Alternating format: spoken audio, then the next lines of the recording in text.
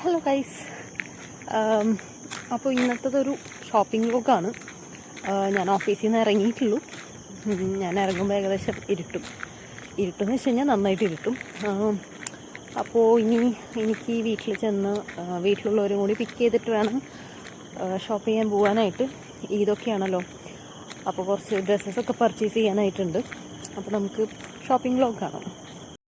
Shop ചെയ്യാൻ പോയിട്ട് ഞാൻ ഉദ്ദേശിച്ച പോലെ കളക്ഷൻസ് ഒന്നും ഉണ്ടായിരുന്നില്ല.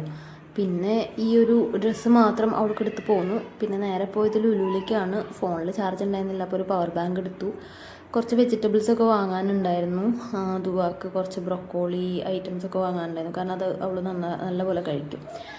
പിന്നെ എനിക്ക് ഇത് നല്ല വെർത്തിട്ടായിട്ട് തോന്നി. 5 kg സവാള ഉണ്ടായിരുന്നു. പെർ kg ഒരു 18 വന്നിട്ടുള്ളൂ.